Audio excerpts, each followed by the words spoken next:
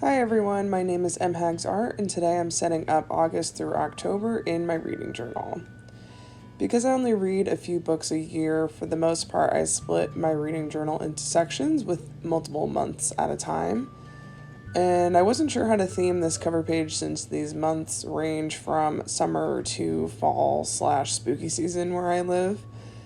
And then that's when the idea hit me to do a spooky nautical theme. I already had this nautical craft paper, which had some perfect designs for this cover page, like the octopus and the mermaid that you'll see later. I always do a lot of collaging for my reading journal cover pages and my reading journal in general, so a lot of the footage here, you're going to see me experimenting with what I think looks good. I knew I wanted the left page to be the title page with August through October stamped on it, and then the right page is where I put books that I read that month. This format is very much inspired by how Hedda over at Mochi Bujo does her reading journals.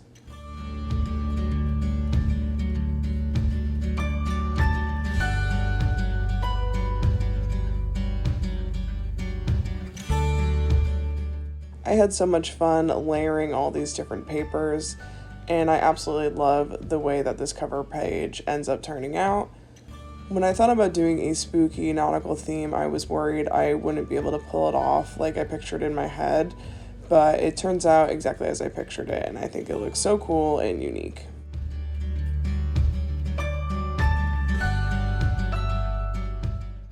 The only thing I messed up on was, for some reason, even though I filmed this back in October, I must have thought that the month was over already, and I knew I had finished 2 books at that point. So I only made 2 pieces of paper for the books I read these months, even though I ended up finishing 4 books total. So 2 of the books I read aren't on the cover page, which is a little bit of a bummer.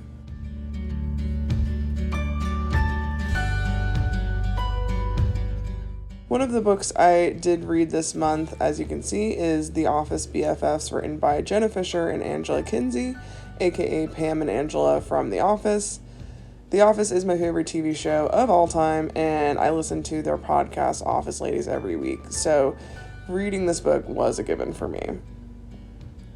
And it was just delightful. If you are a fan of The Office and their podcast, you will love this book. It gives a lot of fun behind the scenes of the TV show and their friendship over the years.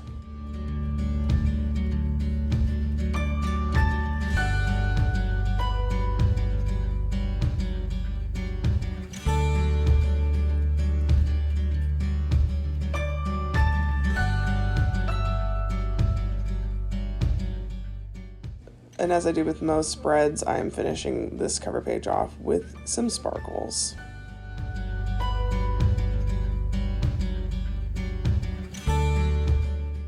I also like to include TV shows and movies I have watched in my reading journal. This is a spread I made for the TV version of A League of Their Own on Amazon Prime, which was created by Will Graham and Abby Jacobson. I loved the movie version of A League of Their Own when I was a kid, so I knew I wanted to watch the show when it came out, and I ended up really liking the show, even more than I thought I would.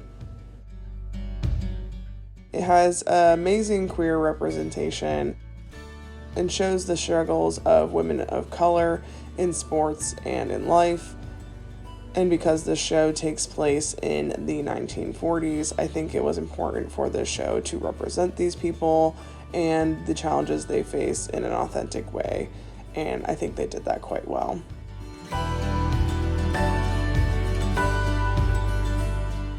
The next book I read these months was I'm Glad My Mom Died by Jeanette McCurdy. I was a big fan of the show iCarly growing up, and after seeing all the hype for this book, I knew I had to read it.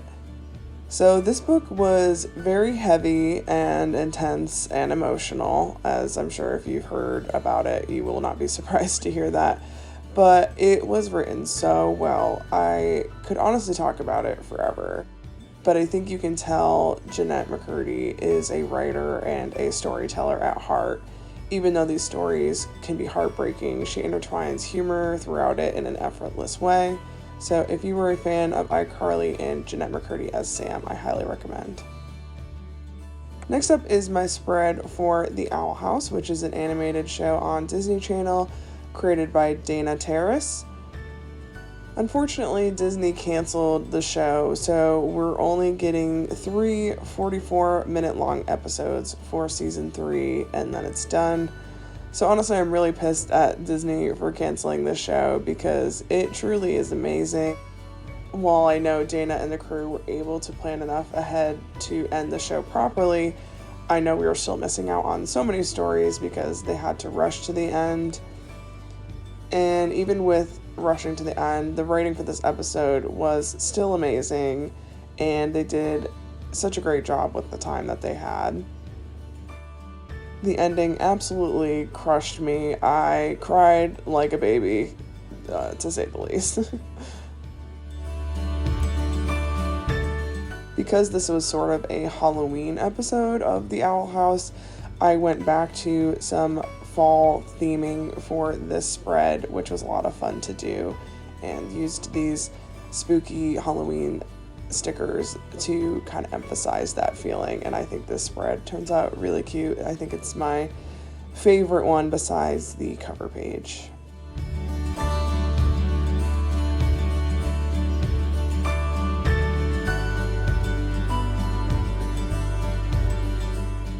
And of course, we have to add the finishing touch, the sparkles.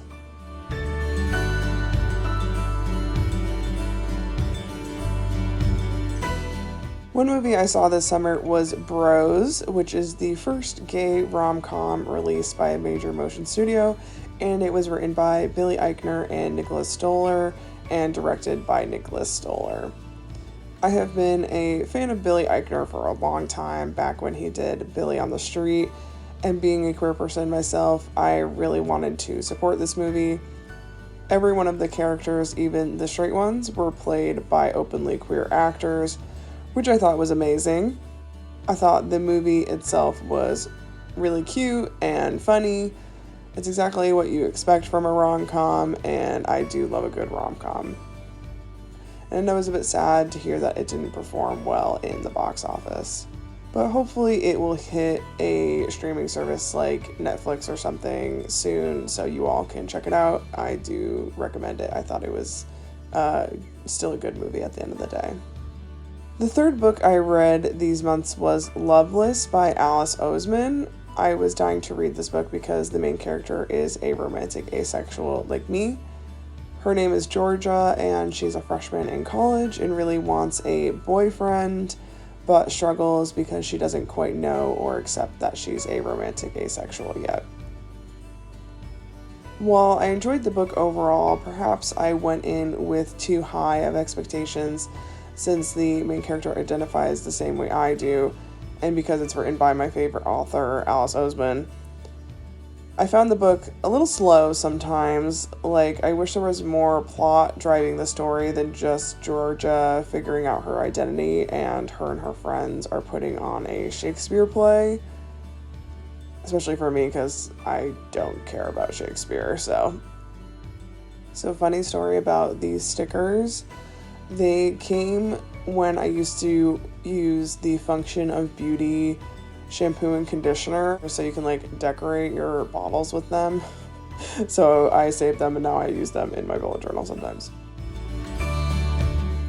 Last book I read this month was called Firekeeper's Daughter by Angeline Booley. This is the story of a Native American girl named Donis who is 18 years old and getting ready to go to college when someone very close to her suddenly dies. The story snowballs into Donis being a secret investigator for the FBI, looking into possible drug dealings within her native tribe. I loved this book because it had mystery, suspense, drama, romance, and highlighted Native American culture. As a white person, I think it's really important to learn about other cultures and other perspectives so I can be a better ally. This book really allowed me to learn so much about Native American culture and people and appreciate the beauty and the struggles these people experience still to this day. I highly recommend this book.